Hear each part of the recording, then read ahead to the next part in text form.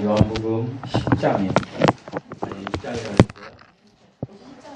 죄송합니다. 10장 1절에서 10절. 제가 전체 정신이 아닌 것 같아요. 10장 1절에서 10절 말씀입니다. 찾으셨으면 좋아요. 여러분이 교도하시겠습니다. 내가 진실로 진실로 너희에게 이르노니 문을 통하여 양의 우리에 들어가지 아니하고 다른 데로 넘어가는 자는 절도며 강도요 문으로 들어가는 이는 양의 목자라. 문지기는 그를 위하여 문을 열고 양은 그의 음성을 듣나니 그가 자기 양의 이름을 각각 불러 인도하여 내느니라. 자기 양을 다 내놓은 후에 앞서가면 양들이 그의 음성을 알고 따라오되 타인의 음성은 알지 못하는으로 타인을 따르지 아니하고 도리어 도망하느니라. 예수께서 이 비유로 그들에게 말씀하셨으나 그들은 그 하신 말씀이 무엇인지 알지 못하니라. 그러므로 예수께서 다시 이르시되 내가 진실로 진실로 너희에게 말하노니 나는 양의 문이라. 나보다 먼저 온 자는 다 절도요 강도니 양들이 듣지 아니하였느니라. 내가 문이니 누구든지 나로 말미암아 들어가면 구원을 받고 또는 들어가며 나오며 꼴을 얻으리라. 도둑이 오는 것은 도둑질하고 죽이고 멸망시키려는 것뿐이요 내가 온 것은 양으로 생명을 얻게 하고 더 풍성히 얻게 하려는 것이라. 아멘. 기도하시겠습니다. 우리는 다 양같아서 그릇하고 각기 제갈 길로 갈 때가 많이 있습니다. 하지만 목자 되신 우리 하나님께서 행복한 이 주일날 저희들을 예배 처소에 불러주시고 저희들이 예배 드릴 마음을 주시니 감사드립니다. 아버지 하나님, 우리가 아무리 나약하고 부족하지만 하나님을 향한 그 끈을 놓지 않고 아버지 하나님의 말씀 속에서 살아가게 하여 주시옵소서. 이 은혜가 오늘 예배드리는 모든 주님의 자녀들 위해 복부수처럼 쏟아지게 하여 주시옵소서. 삶을 은혜 속에서 감사함으로 살아갈 수 있는 그 마음을 허락하여 주시옵소서. 아버지 하나님, 이제 너무나 부족하고 나약한 자가 하나님의 말씀을 들고 단위에 섰습니다. 인간의 모습은 가리워 주시고 하나님 명령하신 말씀들만 전할 때에 전하는 자나 듣는 모든 사람이 동일한 은혜로 하나님 앞에 결단하는 시간으로 아버지 하나님 은혜의 시간이 되게 하여 주시옵소서. 감사드리며 예수님의 이름으로 기도드리옵나이다. 아멘. 아멘. 우리가 지난주에는 성탄절이라서 제가 잠시 이사야서 말씀을 나눴고요. 이제 다시 계속해서 요한복음 이제 10장을 나누겠습니다. 요한복음 10장은 서두에 예수님께서 비유의 말씀을 해주시는데 그 비유의 말씀에 세 가지의 동물과 인물들이 나옵니다. 첫 번째 양입니다. 그리고 거기 보시면 두 번째 목자입니다. 그리고 세 번째 문지기입니다. 참고로 하나님께서 이 비유의 말씀을 하실 때 양은 우리들을 가리키는 겁니다. 누구요? 우리들, 사람을 가리키는 것입니다. 그리고 목자는 우리 주 예수 그리스도이십니다. 그러면 문지기는 누구일까요? 문지기는 우리 성령 하나님을 이야기하는 것입니다. 이렇게 이해하고 여러분이 설교를 들으시면 좀 이해가 빠르실 것입니다. 특별히 본문은 양이라는 동물을 사람들에게 비유했습니다. 좀 더 좁게 이야기하면 그 사람들 중에 그리스도인들을 비유한 하나님의 말씀입니다. 그러면 양이라는 동물이 어떤 특성을 가졌을까요? 본격적으로 본문을 나누기 전에 제가 양의 특성을 조금 이야기하겠습니다. 이 양의 특성이 나와 같은지 아닌지 여러분의 삶을 잣대로 삼아서 한번 들어보시기 바랍니다. 양은 첫 번째, 양의 특성의 첫 번째는 위험을 피할 능력이 없습니다. 양은 위협을 피할 능력이 없다는 이야기는 양은 시력이 좋지 않습니다. 실제로 양은 시력이 좋지 않기 때문에 그 앞이 절벽이라 할지라도 그냥 뛰어드는 것입니다. 사람으로 말하면 자기를 멸망의 길로 인도할 그런 것이 자기가 믿음의 대상이 될지라도 그곳에 뛰어든다는 것입니다. 그것이 쾌락일 수 있습니다. 그것이 물질일 수 있습니다. 그것이 세상 명예일 수 있습니다. 그것으로 인하여 배신당할 것인데 그것을 향하여 뛰어든다는 것입니다. 두 번째 양의 특성은 고집이 세고 제멋대로입니다. 양은 고집이 셉니다. 어쩜 사람하고 똑같은지 모릅니다. 양은 고집이 세서 친구가 가는 길로만 갑니다. 내가 좋아하는 친구가 가는 길로만 갑니다. 사람은 어린아이였을 때 엄마가 떨어지면 죽는 줄 압니다. 조금 크면 그저 엄마 따라서 우리 연지 정도 되면 가기 싫어도 옵니다. 예배당에. 그런데 좀 더 크면 청소년이 되고 청년이 되면 자기의 생각이 들기 시작합니다. 이성이 발달하기 시작합니다. 그래서 자기가 본 것만 믿기 시작합니다. 자기가 경험한 것만 믿기 시작합니다. 그러니까 자기 또래의 친구들이 좋습니다. 친구들이 가자는 곳에 간다라는 이야기입니다. 부모님 이야기를 전혀 듣지 않습니다. 고집이 세고 제멋대로 간다라는 이야기입니다. 그래서 우리는 가장 중요한 것이 우리의 자녀들이 어린 아이였을 적에 예수님을 만나게 하는 것이 중요하다는 사실입니다. 얼마나 많은 사람들이 부모님은 그리스도인인데 자녀는 그리스도인이 아닌 채로 제멋대로 제 길을 가는지 모릅니다. 세 번째, 양의 특성은 뒤집히면 일어설 능력이 없습니다. 양이 가다가 뒤집히면 일어서지 못한다는 것입니다. 우리 집에 있는 강아지 뭉치는 제가 뒤집습니다. 뒤집어서 막 장난해도 다시 뒤집어서 일어납니다. 모든 동물들이 그렇게 일어나는데 양만큼은 뒤집히면 일어나지 못합니다. 일어날 능력이 없습니다. 그러니까 양은 뒤집히면 그대로 죽어버린다는 것입니다. 어쩌면 사람하고 동일한지 모릅니다. 사람은 자기들의 이성의 지식과 경험, 세상의 경험이 자기에게 들어오는 순간부터 세상에 뒤집혀버립니다. 세상의 물질에 뒤집혀버립니다. 세상의 명예에 뒤집혀버립니다. 그렇게 살아버리기 때문에 하나님을 찾지 않고 그는 죽음의 길로 가버린다는 것입니다. 그런데 이 양의 특징을 볼 때 양에게 정작 필요한 게 무엇일까요? 양에게 필요한 것은 목자라고 주님이 이야기하십니다. 이사야서 53장 6절에서 지금 제가 소개한 양의 특성에 대해서 하나님이 선포하고 계십니다. 우리는 다 양 같아서 그릇 행하여, 어떻게 행하여? 그릇 행하여, 잘못된 길로 행한다라는 것입니다. 그릇 행하여 각기 제 길로 갔거늘. 각기 제 길로 갔다라는 얘기는 제멋대로 산다라는 얘기입니다. 내가 보고 내가 지금 좋은 것 그것대로 살아간다라는 이야기입니다. 목자가 있는데도 목자를 찾지 않는다라고 주님이 지금 이야기하고 계신 것입니다. 이게 양의 특성입니다. 어쩌면 이 양의 특성이 저하고도 맞는지, 저한테만 맞습니까? 여러분에게도 맞습니다. 모든 양이 그런 특성을 가지고 있다라고 주님이 지금 이야기해 주시고 있는 것입니다. 1절에서 2절을 보면 내가 진실로 진실로 너희에게 이르노니, 하나님께서요 진실로를 2번 반복할 때는 매우 중요한 말씀이다라는 걸 이야기해요. 하나님이 진실로 진실로라는 이야기를 할 때는 항상 뒤에 부활이 따라오고, 진실로 진실로를 얘기할 때는 항상 생명이 따라올 때 이야기를 씁니다. 그런데 여기에서는 진실로 진실로 너희에게 이르노니 문을 통하여 양의 우리에, 양우리에 들어가지 아니하고. 양우리가 뭘까요? 양우리의 비유의 말씀은 하늘에 있는 낙원을 이야기하는 것입니다. 양우의 우리에 들어가지 아니하고 다른 데로 넘어가는 자는 절도며 강도요 문으로 들어가는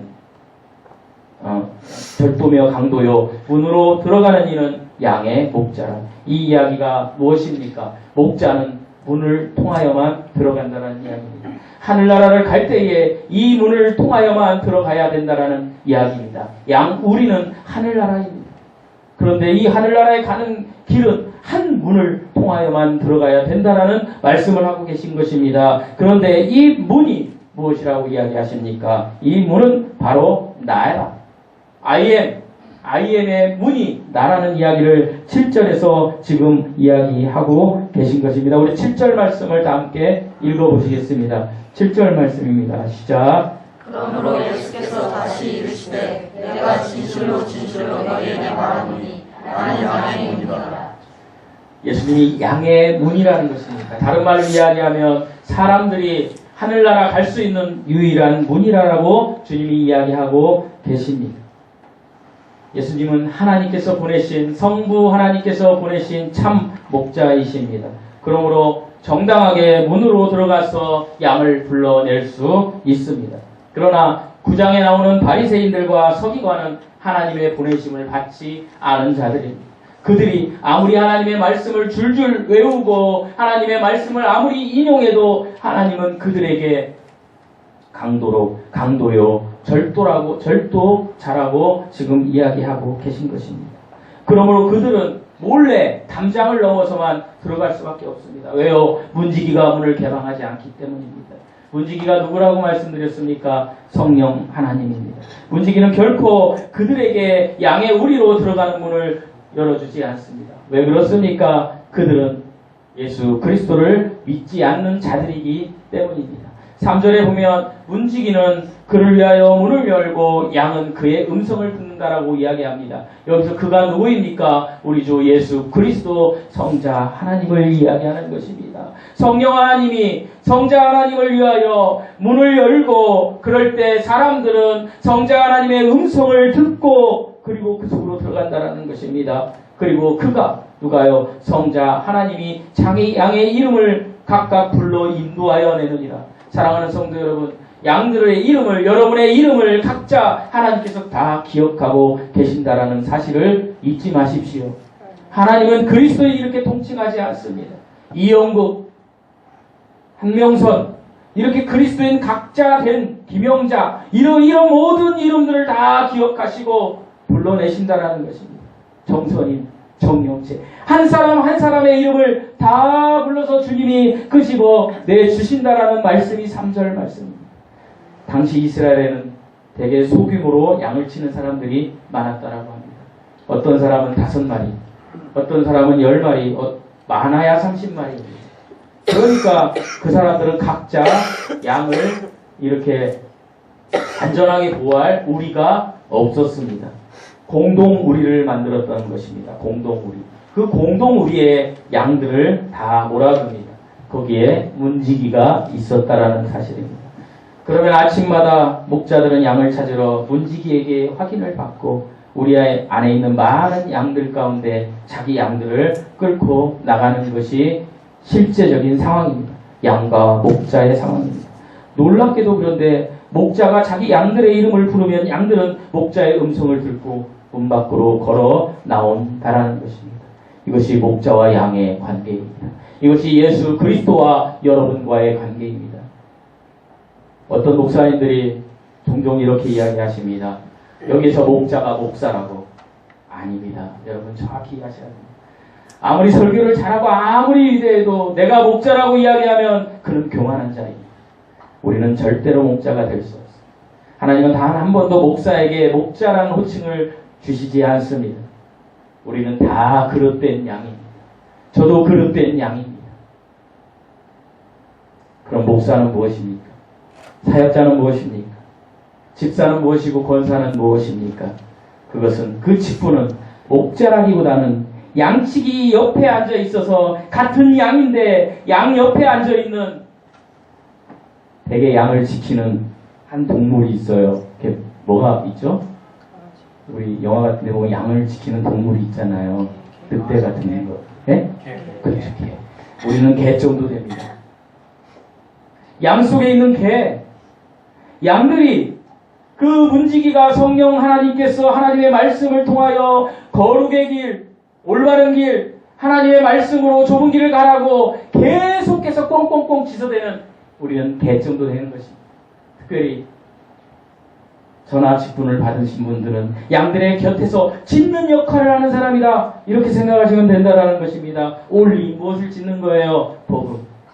기쁜 소식을 짖는 거예요. 다른 것을 하는 것이 아니에요. 다른 컨설팅을 하는 것이 아니에요. 예수 그리스도를 믿는 그 복음, 그것을 전하는 개의 역할을 하는 것이 목사의 역할이라는 것입니다. 그러므로 목사나 성도나 우리 모두에게 정말로 중요한 것은 참된 선한 목자이신 주님의 음성을 듣는 것입니다. 사랑하는 성도 여러분, 여러분 중에 아직도 주님의 음성을 듣지 못해 갈급해 하시는 분들이 계십니까? 아니면 주님의 음성을 들었음에도 불구하고 그것을 모른 채 하나님과 분리된 채 세상과 혼합하여 살고 계시는 분들이 계십니까? 주님이 본문을 통해서 자신을 가리켜 양이 우리에 들어가는 문이라고 선언하셨습니다. 그리고 그 양은 주님의 음성을 듣는다라고 이야기하셨습니다. 그렇다면 우리 예수님, 성자 하나님은 왜 자신을 가리켜서 양의 문이라고 하셨을까요? 두 가지 이유가 있습니다. 예수님이 본인을 양의 문이라고 하신 이유, 두 가지 이유에 대해서 두 가지 이유를 제시하고 여러분과 이 시간 은혜를 나누고자 합니다. 예수님이 자신을 양의 문이라고 하신 첫 번째 이유는 따라서 해보시겠습니다. 예수님이 생명을 주는 분이시기 때문입니다. 우리 9절에서 10절 말씀을 다 함께 읽어보시겠습니다. 9절에서 10절 말씀입니다. 시작. 내가 문이니 누구든지 나로 말미암아 들어가면 구원을 받고 또는 들어가면 나오나 표를 얻으리라. 도둑이 오는 것은 도둑질하고 죽이고 멸망시키려는 것뿐이요 내가 온 것은 양으로 생명을 얻게 하고 더 풍성히 얻게 하려는 것이라. 9절에 보시면 내가 문이니 누구든지 나로 말미암아 들어가면 어떻게 된다고요? 구원을 받는다라고 되어 있습니다. 그리고 10절에 내가 온 것은 양으로 어떻게 한다고요? 생명을 얻게 하려 한다는 것입니다. 구원을 받게 하는 것과 생명을 얻게 하는 것, 이것은 똑같은 의미입니다. 여기에서 생명은 조회입니다. 제가 누차 설명하지만 생명에는 두 가지가 있습니다. 헬라어의 뜻에 첫 번째는 조회가 있고 두 번째는 비오스가 있습니다. 비오스는 생물학적 생명입니다. 그냥 혼과 몸이 분리되는 생명, 몸이 썩어져 버리는 생명, 이 생물학적 생명이 비오스입니다. 하나님을 깨닫지 못한 사람들은 이 비오스의 생명에 얹혀서 살고 있습니다. 주님의 음성을 듣지 못합니다. 그런데 정작 예수 그리스도께서 이야기하시는 생명은 무엇입니까? 마치 한 번도 안 들어본 것처럼 그런 표정을 지으시면 제가 마음에 상처가 심합니다. 뭐라고요? 조회입니다. 영원한 생명입니다. 조회는 영원한 생명, 영이 거듭나야만 되는 생명, 이것이 조회입니다. 하나님께서 이야기하시는 여기서 생명을 얻는 것은 조회를 이야기하는 것입니다.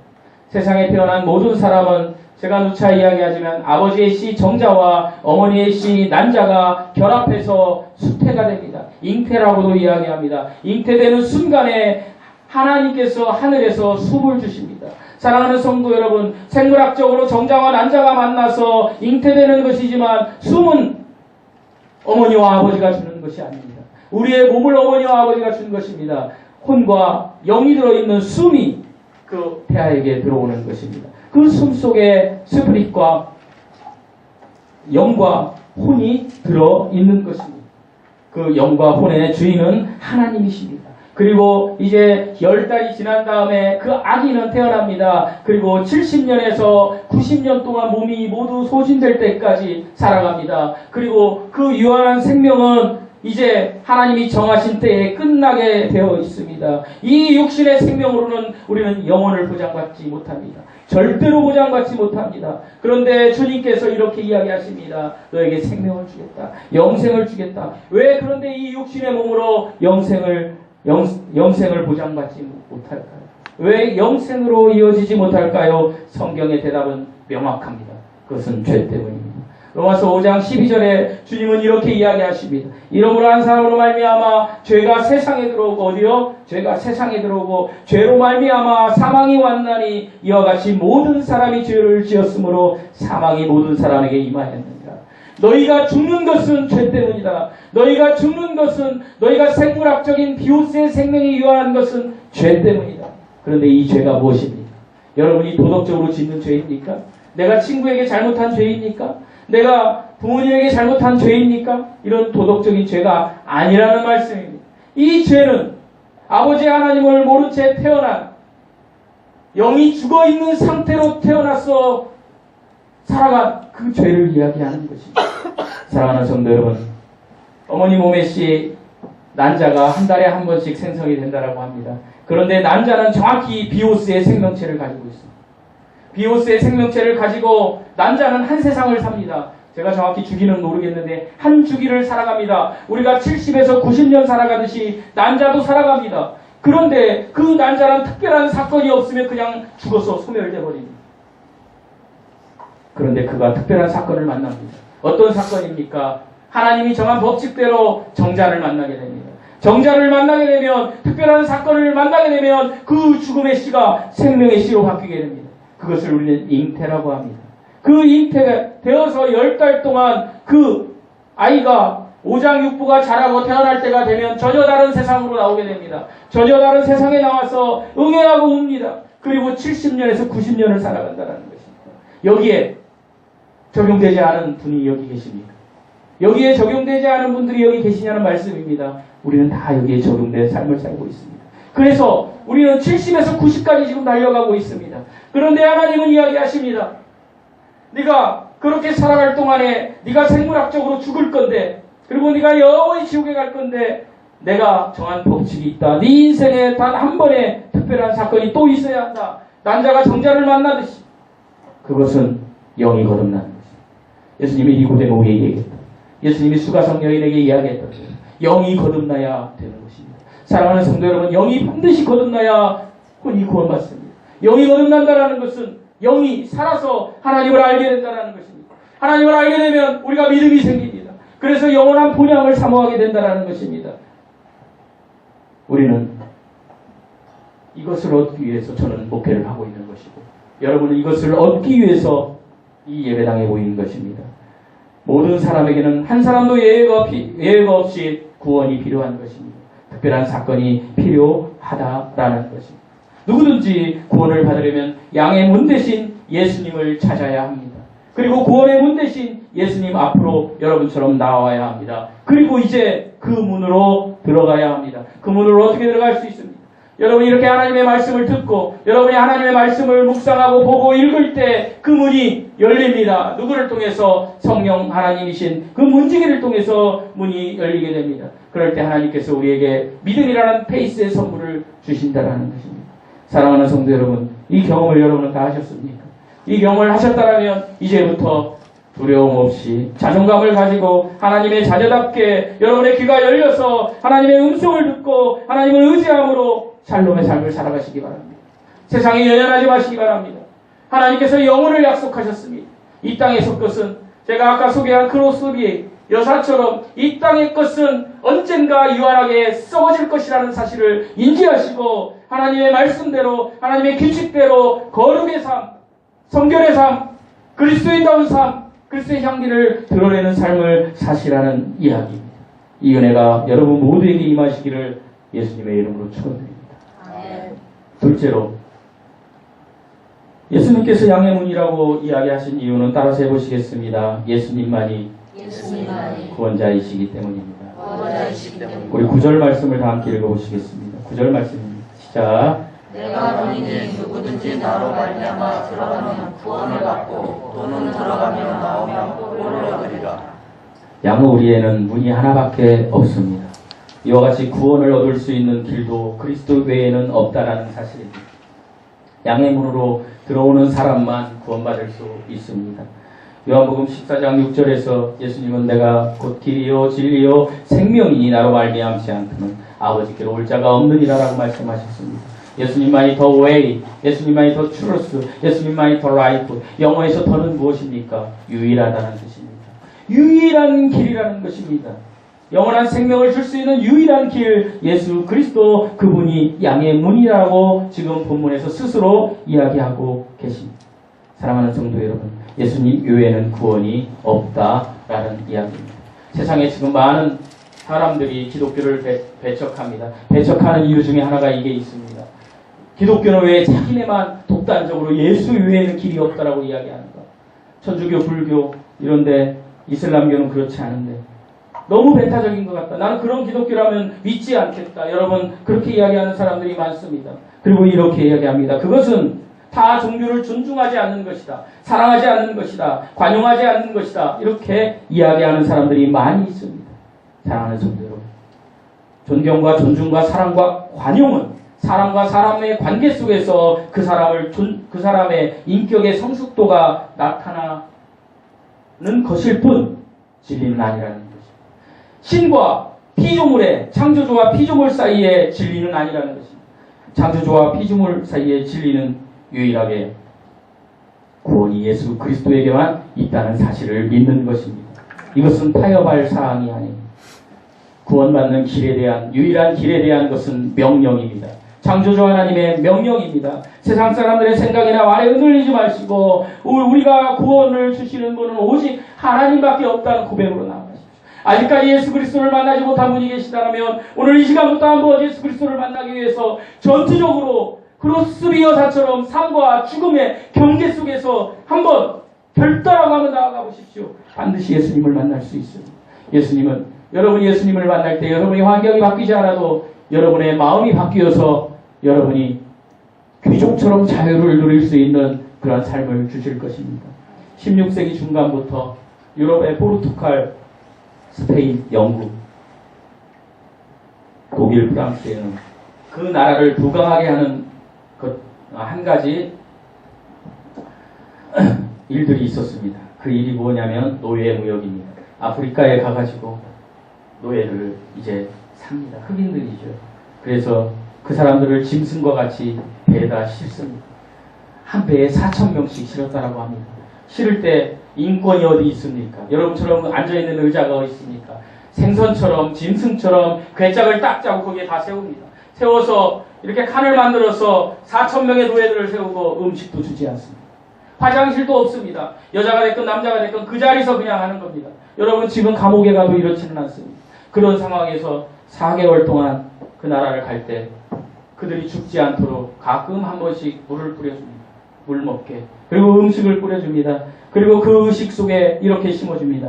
너희는 사람이 아니고 짐승이다.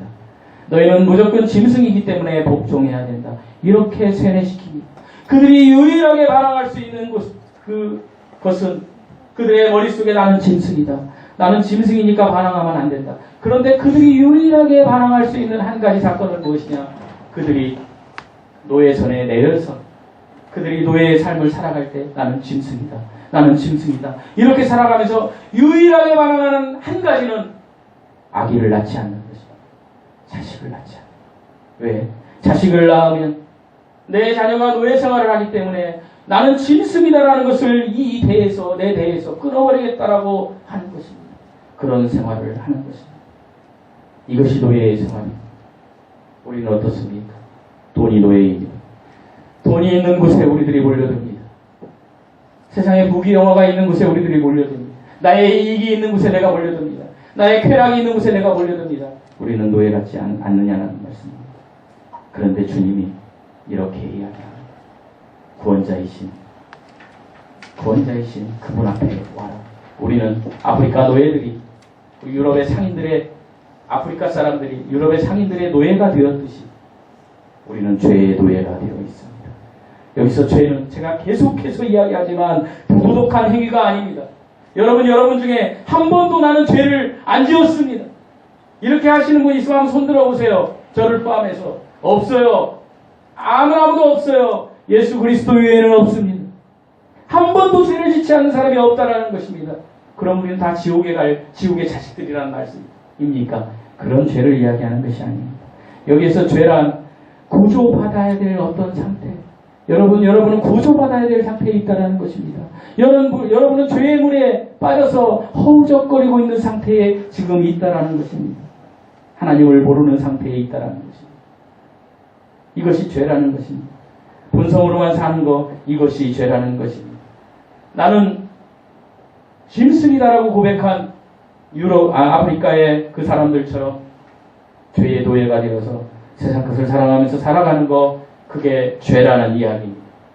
그런데 하나님은 이렇게 이야기하십니다. 여기에 양의 문 대신 구원자가 왔다. 이제 너희들은 유럽에 있는 포르투갈, 영국, 프랑스, 독일에 있는 사람들처럼, 귀족처럼 이제 살아라. 사랑하는 성도 여러분, 예수님께서 지금 이야기하십니다.